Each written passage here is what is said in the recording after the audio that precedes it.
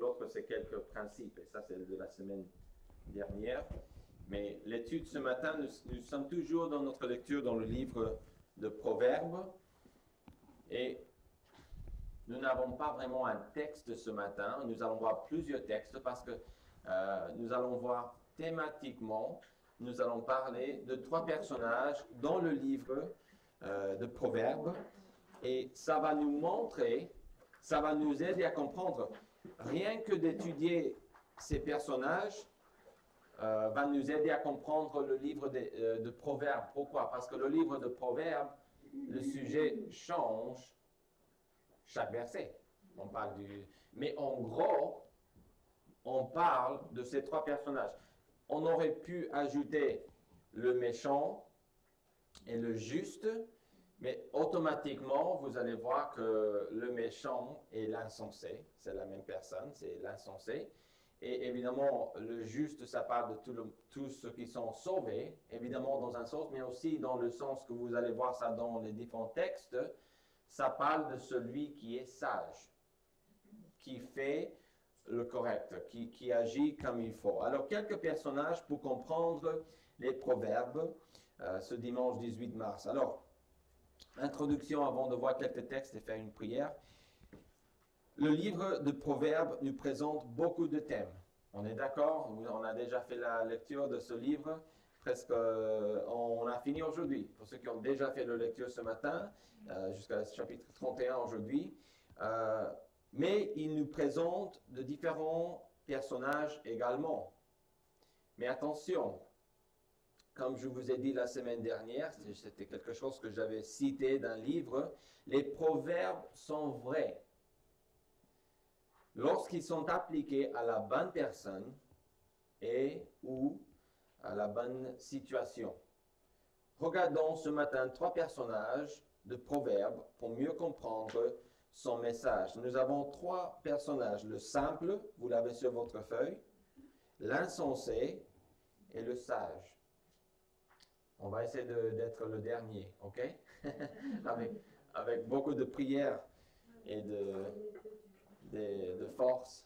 Est-ce que quelqu'un d'autre a besoin d'un bic, d'un stylo? Non? Ok, prions. Père Céleste, merci beaucoup pour cette lettre missionnaire que nous avons lue, soit avec Jürgen Nott, Seigneur, avec sa santé, avec son ministère. Merci pour ce que tu as fait dans son Église en 2016 et même 2017 et cette année déjà, Seigneur. Mais nous prions que tu sois avec eux, Seigneur, et que tu les bénisses ce matin. Et soit avec notre Église à Charleville, avec Donald et Joy, à Rixonsart, et notre Église à Jambes aussi, Seigneur, et d'autres ici dans le coin, Seigneur, qui ont besoin de toi. Au nom de Jésus-Christ. Amen. Alors, dans le livre de Proverbes, nous avons au moins 3 personnages. Le premier qu'on peut voir, eh bien, le simple. Le simple. Alors, le simple est celui qui a de l'espoir. Pourquoi? Parce que, au cas, il peut recevoir des conseils. Il est simple. Il peut recevoir des conseils des autres. Mais il est très vulnérable ou susceptible à la folie. Alors, ce qui est bien, c'est qu'il peut recevoir ce qu'on lui dit. Et admettons qu'un pasteur ou un chrétien partage quelque chose avec quelqu'un qui est simple, immature. Cette personne peut recevoir ce que vous dites, mais par la suite, il peut aussi accepter plein d'autres choses. Parce qu'il est immature, il est simple, il n'a pas de discernement. Il manque cette capacité de voir les choses, de séparer les choses, de distinguer entre le bien et le mal. Tout simplement, le simple. Alors, on parle du simple par nom, soit simple, en singulier ou au pluriel, dans les textes que je vous ai mis là. Alors, on a 5 textes en Proverbes. Le premier, si vous voulez bien, c'est Proverbe 1 et verset 4. Ici, en Proverbe 1 et verset 4, nous sommes dans l'introduction du livre, et c'est ici que l'auteur Salomon va nous dire pourquoi il faut lire les Proverbes. Et il dit aussi pourquoi il a écrit les Proverbes. Il dit en verset 4, une de ces raisons que nous avons déjà vues, eh bien pour donner aux simples de discernement. Le simple manque de discernement. Pas de capacité de faire le bon choix. On va voir dans un instant qu'il va accepter ce que tout le monde dit, mais le simple, dans son contexte, on ne parle pas beaucoup du simple, ok? Peut-être il y a d'autres textes où on parle peut-être de lui, on décrit sans dire simple dans le texte, mais souvent le simple, on va aussi le regrouper avec l'insensé. Parce que même si ce n'est pas de sa faute dans un sens qu'il est simple, le fait qu'il accepte la folie lui rend fou. Il va le mettre du côté de l'insensé plutôt que de la sagesse. Dieu ne peut pas dire quand tu es simple, quand tu es innocent, ou quand tu es ignorant, ou quand tu ne connais pas la différence, tu es immature. Il ne peut pas dire tu es sage en attendant que tu sois mature. Non, il est simple et il faut vraiment faire attention. Les enfants peuvent, pas dans le contexte ici vraiment tout à fait, parce que normalement un enfant est placé dans une famille et les parents qui craignent Dieu, même si l'enfant est simple par définition, ok, même parce qu'il est jeune, il est immature, comme les enfants, ils sont innocents, ça c'est normal, ça c'est pas un péché. Mais les parents doivent protéger l'enfant dans ce cas-là. Les parents doivent aussi savoir quand c'est le moment pour introduire d'autres choses un peu plus compliquées, pour aider l'enfant à discernir ou à avoir du discernement pour voir la différence entre le bien et le mal. Parce qu'un enfant n'a pas cette capacité tout de suite, parce qu'il est immature. Mais le simple ici, on parle vraiment pas nécessairement des enfants, mais on a même des personnes plus âgées, des adultes, qui sont toujours simples, qui ne savent pas quoi exactement accepter ou quoi, et ils acceptent un peu tout. Et ça, c'est le simple. Mais deuxième chose, en Proverbe 14, verset 15, en parlant du simple encore,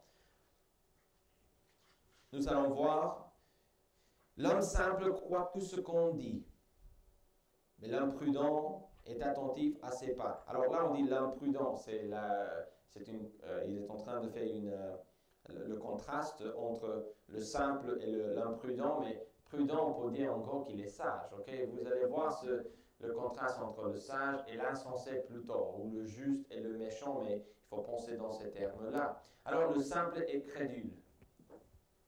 Il croit tout. Et on s'amuse bien, n'est-ce pas Olivier, avec des gens comme ça? Hein? Quand on a des jeunes dans l'église, des fois, on leur dit quelque chose et ils ne savent pas si nous sommes en train de blaguer ou pas. On s'amuse bien avec ça. Hein? Quand on est allé faire la descente de la laisse et on s'est moqué de nos amis un petit peu, on s'amuse bien, n'est-ce pas? Parce qu'on nous a déjà fait pareil. Hein? Parce qu'on est tous simples concernant quelque chose. On est d'accord, d'accord? Je ne peux pas aller avec un scientifique qui construit je ne sais pas quoi, des machines de je ne sais pas quoi, et il peut me dire des choses et moi je vais être... il peut insérer des blagues et je vais être comme... De toute façon, en français, ça m'arrive tous les jours.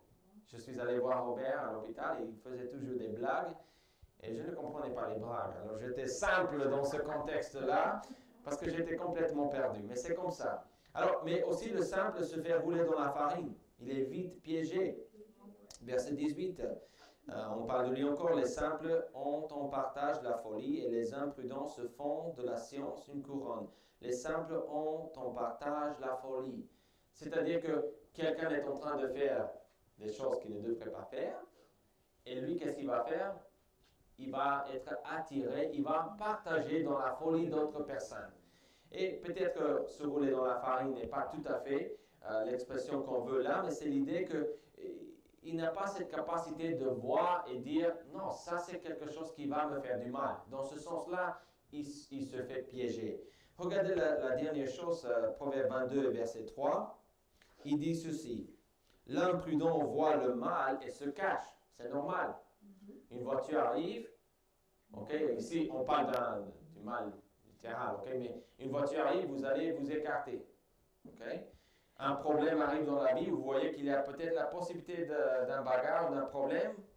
Normalement, vous allez essayer de évitez ça. Vous allez essayer de, même si vous avez envie de frapper cette personne dans le visage et donner un coup de poignet, vous savez que ça va mal finir. Vous allez essayer d'être un peu plus humble, peut-être plus doux, ou peut-être tout simplement éviter cette personne. N'est-ce pas? Mais le simple n'est pas comme ça, il est stupide. Mais les simples avancent et sont punis. Ils n'ont pas c'est pour ça qu'on peut les rouler dans la farine. On peut les faire participer à des choses qu'ils ne devraient pas faire. Le simple est stupide, n'a pas de réflexion. Et on va même parler des stupides dans les proverbes pour dire plus ou moins le simple. Et aussi, on pourrait dire l'insensé dans ce groupe-là. Et le dernier verset, comme ça, vous avez vraiment, toutes les fois qu'on utilise ce mot, Proverbe 27 et verset 12. L'homme prudent voit le mal et se cache, mais les simples avancent et sont punis. Exactement la même chose. 2 fois pour nous dire que le simple, il manque de connaissance, il manque de discernement, il manque de sagesse. Et il est stupide. OK? Nous ne voulons pas être là. Si je persiste dans un péché, je suis stupide. Simple. Et peut-être plus que ça, parce que simple, c'est comme une évolution. Vous avez quelqu'un qui est simple, mais cette personne peut devenir sage.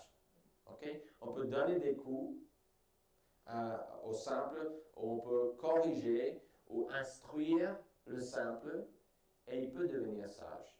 Mais le fou, tu perds ton temps. La Bible dit, on va voir, tu peux faire tout ce que tu veux avec un fou. Tu peux avoir 7 personnes, la Bible dit, qui répondent avec du bon sens. Mais l'insensé, il ne va pas changer. Il sait qu'il n'a pas tort, d'après lui. Mais le simple, on a de l'espoir pour lui. Mais deuxième chose, alors, avant de continuer à Oklahoma City, un homme d'Oklahoma City a demandé et a reçu une peine de prison plus longue parce qu'il était un fan acharné d'une équipe de basket de Boston, les Celtics. Les avocats représentant l'homme ont conclu un accord de plaidoyer pour une peine de 30 ans sur des accusations d'intention de tuer et de vol. Bon, il a voulu tuer quelqu'un, voler, et la peine était 30 ans. Alors, l'homme, lorsque le prévenu a entendu la sentence, il a demandé que du temps soit ajouté à sa peine afin que sa peine, qu'est-ce qu'il dit, sa peine d'emprisonnement corresponde au numéro de maillot du grand Larry Bird, 33. Et il a voulu 3 ans de plus. Alors, là, on est dans le simple. Okay? Bon, ça, c'est fou aussi. Okay? Il est vraiment il occupe toutes ces 2 places. Mais cette personne a voulu ça. Et il a dit que s'il allait payer, il voulait payer en honneur à son Larry Bird, quoi. 33. Elliot, qui est le juge, a déclaré « Nous avons concédé à sa demande et il était aussi heureux qu'il pouvait l'être. » Wow. Elliot a ajouté « Je n'ai jamais vu de tel depuis 26 ans de mon travail. » Proverbe parle des insensés qui avancent et sont punis. Apparemment, parfois, un insensé demande littéralement plus de punition, d'après cette illustration qui apparemment est vraie. C'était aux enfants en 2006, je pense. Alors, l'insensé, le deuxième personnage qu'on a ici, c'est l'insensé. Il est dépourvu de sens. C'est le terme biblique, il n'a pas de façon de réfléchir. Mais l'insensé va prendre la stupidité, si je peux le dire, même si c'est un mot un petit peu fort, du simple, et lui, il va l'augmenter, il va ajouter un petit peu plus. Ce n'est pas tout simplement qu'il fait de mauvaises choses, c'est que sa vie est de faire le mal. Il est contre Dieu. On a l'idée que l'insensé, et l'idée avec être insensé, est que tu es contre Dieu. Que même on peut venir et parler avec toi, on peut raisonner, mais tu ne vas jamais changer parce que tu penses que c'est comme ça et le but de ta vie est d'aller contre Dieu, d'aller contre la sagesse. Attention, quand on parle d'aller contre l'intelligence, la science, la sagesse, dans le contexte de Proverbes, on parle d'aller contre Dieu. Pourquoi? parce que la source, on va voir ça après, mais la source de sagesse, d'intelligence, de science est Dieu. OK? Ça, c'est vraiment important dans les proverbes, à comprendre cette idée-là. Cela ne veut pas dire que chaque personne, qu'on ne peut pas connaître des choses sans avoir une relation personnelle avec Dieu. Mais sans Dieu, on ne peut pas connaître des choses. Pourquoi? Parce que Dieu nous a créés. C'est Dieu qui nous a donné notre cerveau. Et même l'athée qui a son cerveau, la personne qui ne croit pas en Dieu, il est toujours dans les mains de Dieu. OK, on est bien d'accord. Et dans ce sens-là, si vous voyez comme ça l'image, c'est de ce point de vue que Salomon nous parle ici. C'est pour ça qu'on parle dans des extrêmes. On dit, bah, c'est un peu extrême, ça, évidemment qu'on peut avoir une sagesse, mais c'est une sagesse qui ne vient pas de Dieu, qui vient du diable, comme Jacques dit, qu'on a vu la semaine dernière. Alors, quelques versets ici, on va essayer de voir l'insensé rejette Dieu. Ça, c'est ce que nous allons voir dans notre message. Alors, verset 7, la crainte de l'Éternel est le commencement de la science. C'est Dieu qui est le commencement pour avoir de la science, de la connaissance, de l'intelligence, etc. Même chose, on les utilise, ces termes sont interchangeables. Mais ici, il dit, qu'est-ce qu'il dit à la fin? Mais, il ne dit pas mais on a vu la semaine dernière que c'est un contraste. Les insensés méprisent la sagesse et l'instruction. Ils méprisent ces deux choses qui viennent de Dieu. C'est-à-dire qu'en gros, ils méprisent Dieu. Alors, mais c'est plus clair. Regardez avec moi Psaume 14, verset 1, pour ceux qui et celles qui veulent. Je vais déjà lire parce qu'on a pas mal de textes à lire, mais comme ça, vous allez voir aussi le texte. Psaume 14, verset 1. Au chef des chantres de David, l'insensé dit en son cœur, il n'y a point de Dieu. Ça, c'est la meilleure façon de définir l'insensé. Il rejette Dieu. Il dit non, Dieu. Soit il dit non à Dieu, évidemment, il dit non à Dieu, mais aussi ils vont même dire des choses comme Dieu, tu n'existes pas. Attention, chaque personne sait que Dieu existe. OK? D'après la Bible. Chaque personne est éclairée au moment quelque part dans leur vie, au moins une fois. Jésus-Christ, Dieu, travaille dans leur vie d'une façon et ils savent. Okay? Je sais que ça c'est difficile parce que même moi je pense à ma vie, quand est-ce que Dieu m'a éclairé? Je ne sais pas. Combien de fois il l'a fait? Mais je sais quand j'ai été présenté avec la parole de Dieu, et évidemment là j'ai été éclairé. J'ai vu des choses et puis j'ai accepté le Seigneur Jésus-Christ. Mais même sans sa parole, parce que dans le texte de Romains chapitre 1 et dans d'autres textes, Jean chapitre 1 aussi, il éclaire tout homme qui est né. Mais tout le monde n'a pas accès à la Bible. OK? Tout le monde n'a pas la Bible dans le langage, qui veut dire quoi? Dieu travaille d'une façon qu'on ne voit pas dans la vie de chaque personne. Le fou dit non. Il rejette ce que Dieu dit, et Dieu n'est pas obligé de continuer à donner de sa lumière. Il peut le faire, mais on dit non, Dieu peut nous laisser tomber. Si on dit oui à cette lumière qu'il nous donne, d'après la Bible, il va nous donner plus de lumière. Donc c'est un principe pour une autre fois, peut-être pour une conférence missionnaire. Mais l'insensé s'attache au mal. L'insensé s'amuse à faire le mal aussi. C'est d'autres textes qu'on peut regarder une autre fois. Mais Proverbe 1 et verset 22, on voit que l'insensé sait tout. Est-ce que vous connaissez quelqu'un qui connaît une réponse pour toutes les choses de la vie? Il y en a qui le disent, il y en a qui le disent. Vous connaissez quelqu'un qui répond à des questions qu'on ne lui pose pas? Ça me frustre, ça me rend malade. Je suis comme ça des fois, j'imagine. On a tous, dans une période de notre vie, je me souviens quand je suis allé, et peut-être toujours comme ça, j'espère pas, mais qui sait? Vous savez, vous devrez me dire après, n'est-ce pas? Mais quand j'étais à l'université, j'ai fait 1 an d'université, je suis retourné au Mexique avec mon père, je voyais son ministère. Et moi, je vous assure, hein, je n'ai rien appris là. Bon, j'ai appris beaucoup, hein, c'est parce que j'étais vraiment simple, peut-être stupide. Mais j'ai appris beaucoup de choses à l'université, à l'Institut biblique. Mais je me souviens que je suis revenu à la maison et j'avais plein de conseils pour mon père.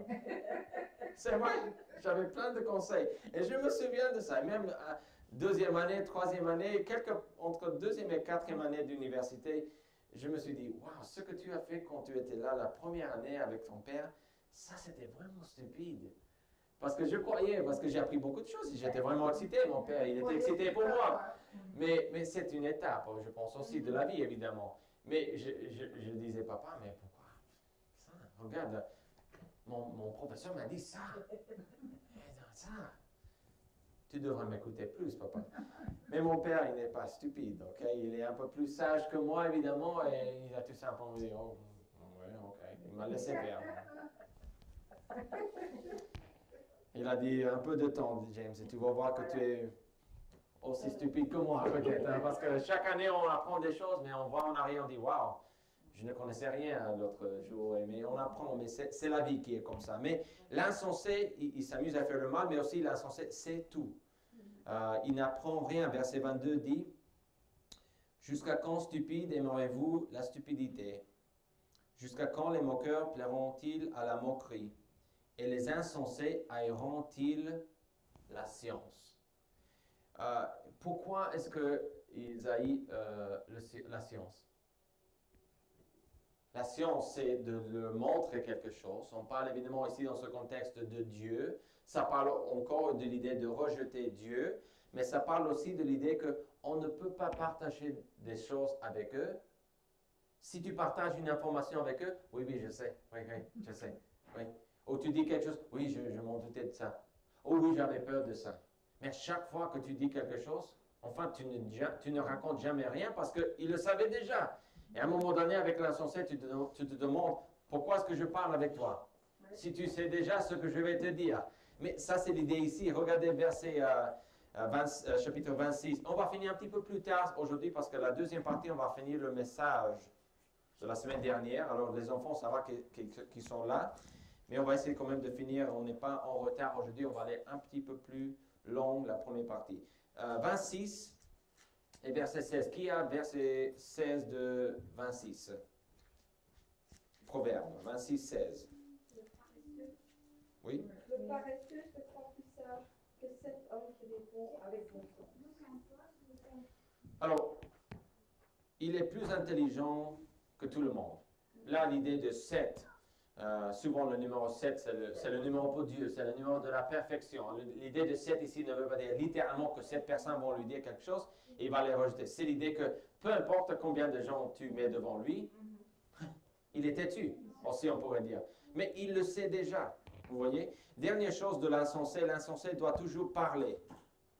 Même quand on ne lui parle pas. Regardez 12. On est plus près de 29, 11. L'insensé met en dehors toute sa passion, mais le sage le contient. Il doit tout dire. Il n'arrête pas de parler. Regardez, peut-être c'est encore un peu plus clair en 12, 23.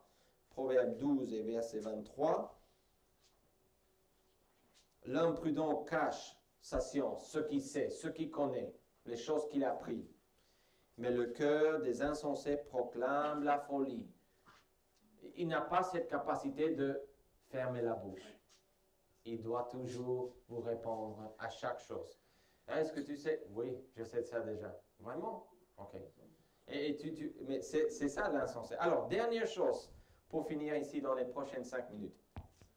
Le sage pratique tous les conseils du livre de Proverbes. Évidemment, on n'est pas parfait, ok? On peut être sage et nous tromper. Mais l'idée ici, on parle dans les extrêmes, dans les proverbes, ok? Et on va parler du sage qui pratique tous les conseils du livre de Proverbes. Pourquoi? Parce qu'en fait, ce qui sépare le sage de l'insensé est qu'au sage, on peut lui apprendre des choses. On peut lui apprendre des choses. Le sage ne connaît pas tout. Même si un proverbe dit que le sage a une réponse pour tout. Je viens de dire ça hier dans notre texte. Oui, pourquoi? Parce qu'il s'appuie sur Dieu. Et éventuellement, il peut avoir la réponse à chaque chose dans sa vie. Mais ce n'est pas qu'il est l'homme, comme tu es sage, tu es chrétien, tu es la personne la plus intelligente du monde. Ok? Mais l'idée ici, ce que l'auteur est en train de dire, c'est que tu veux être sage, il faut connaître Dieu.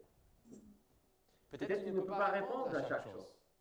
Mais Dieu dit, l'intelligence, la connaissance va avec la sagesse. Mais l'intelligence n'égale pas la sagesse. La sagesse est de vivre, d'agir, de dépendre de Dieu et de vivre correctement. Alors, il n'est pas simple, mais humble. Humble. Vous pouvez m'apprendre des choses sur la Bible. L'idée de faire notre lecture de la Bible ensemble et parce que avant on faisait plus ça et peut-être on va reprendre ça avec les cahiers, etc. Je veux voir ce que tu as vu dans la Bible. Je veux voir ce que Dieu a mis dans ton cœur dans la lecture biblique. Parce que je peux apprendre des choses de vous et vous pouvez apprendre des choses de moi. Je ne veux pas que notre Église soit comme ça, moi à vous. Et j'espère que ça vient de Dieu et que moi je ne fais que parler de sa part. Évidemment, ça c'est le but, n'est-ce pas? Mais je veux aussi avoir la fraternité, d'avoir la communication entre nous et de voir ce que Dieu fait dans votre vie et votre point de vue de la parole de Dieu. Et ça c'est parce que je veux être sage. Je veux apprendre. Et je n'ai pas toutes les réponses. Le sage n'a pas toutes les réponses. Le sage devrait agir correctement. Il est humble. On peut lui apprendre des choses. Je vais tout simplement lire les versets. Le sage est diligent. Là, en Proverbe 6, on parle de la fourmi qui prépare sa nourriture en été pour que pendant l'hiver, elle n'ait plus des problèmes. On doit être diligent dans notre étude de la Bible, diligent avec notre argent, diligent avec notre famille, diligent avec notre lecture biblique, etc. On est diligent, on voit ce qu'il y a à faire et on va travailler à ça. Ça, c'est le sage. On a peut-être une centaine de façons de décrire le sage, mais ici, c'est seulement quelques exemples. Okay? Le sage passe du temps avec d'autres sages. 13 et verset 20 dit, « Celui qui fréquente les sages devient sage, mais celui qui se plaît avec les insensés s'en trouve mal. » Alors, si vous voulez être sage, il faut passer plus de temps avec Donald. OK? Vous voyez? Parce que ça, c'est l'idée ici, n'est-ce pas? Il faut passer du temps avec d'autres personnes qui veulent être sages. Ça, c'est quelque chose que j'ai fait dans ma vie. Et j'essaie de toujours de le faire, mais c'est plus compliqué de le faire maintenant qu'avant. Mais à l'université, 90% de mon temps que je passais avec d'autres personnes pour m'amuser, pour parler, pas travailler, etc., c'était avec des gens qui avaient 40, 50 années plus que moi. Et j'étais comme ça depuis que j'étais petit. J'ai toujours voulu passer le temps avec des adultes. C'est bizarre, ok, je vous avoue ça. Mais ici, il ne faut pas aller extrême comme moi. Chaque enfant n'est pas comme ça, ok? Mais quand j'étais grand, que j'avais 18 ans, 20 ans, j'ai passé du temps avec quelqu'un qui avait 65 ans. Parce que j'ai voulu avoir ce qu'il avait, tout simplement. Ça, c'est ce que le verset dit. 11:30 dit que le sage guide d'autres à Christ. Verset 30, c'est un verset, celui qui trouble sa maison. Non? 11:30, c'est pas. 30, excusez-moi, j'étais dans un autre verset. Le fruit du juste est un arbre de vie, et le sage s'empare des âmes. Il s'investit spirituellement dans la vie des autres. Il essaie de gagner, littéralement le mot est de posséder les âmes des autres. Évidemment, ça c'est pas possible. Ce que cela veut dire, c'est qu'on aide les autres à venir à Christ. C'est celui qui va racheter leur âme, évidemment. Ok, le sage écoute. On peut lui apprendre des choses. Un verset qui parle de ça, Proverbe 1:5, que le sage écoute et il augmentera son savoir. Évidemment, si l'insensé veut devenir sage, peut-être techniquement c'est possible. Mais on est dans les extrêmes ici pour dire que quand tu es un insensé, tu ne veux pas écouter, tu ne veux pas venir au Seigneur Jésus-Christ. 12:15, encore même chose, la voix de l'insensé est droite à ses yeux, mais celui qui écoute les conseils est sage. Écoute, James, tu ne devrais pas faire... Tu sais, l'autre jour, j'ai vu ma belle-mère. Et moi, je quittais l'église il y avait quelqu'un qui arrivait au feu rouge. Et j'ai dit, bon, si j'étais dans la petite voiture bleue, là, j'aime bien la petite essence, hein, une petite voiture comme ça. Mais j'étais dans la voiture et souvent quand je quitte ici, s'il y a quelqu'un, j'avance vite. J'essaie d'arriver à 90 tout de suite et comme ça, je parle à quelqu'un qui est avec les phares ou je ne sais pas quoi. Mais après, je lançais, mais ça glisse dans cette voiture. Et de temps en temps, ça m'arrive de glisser un petit peu au-delà de 90. Mais c'était ma belle-mère derrière moi, ok? Et moi, je regarde les voitures parce que c'est prudent, n'est-ce pas? Et j'ai vu quelqu'un derrière moi, je dis, c'est soit le gendarme ou c'est ma belle-mère, peut-être parce qu'elle a la même voiture, parce qu'il y a un gendarme qui a une voiture comme ma belle-mère qui est bleue ou quelque chose dans le coin. Mais j'ai dit, bon, et j'ai avancé un petit peu, j'étais déjà à 90, à 100, ici à quelques mètres peut-être. Et puis, j'ai vu que c'était ma belle-mère parce qu'elle m'a mis les phares et puis j'ai fait comme ça. Ah, bonjour. Mais moi, j'ai continué, j'étais bien, je m'amusais bien un petit peu.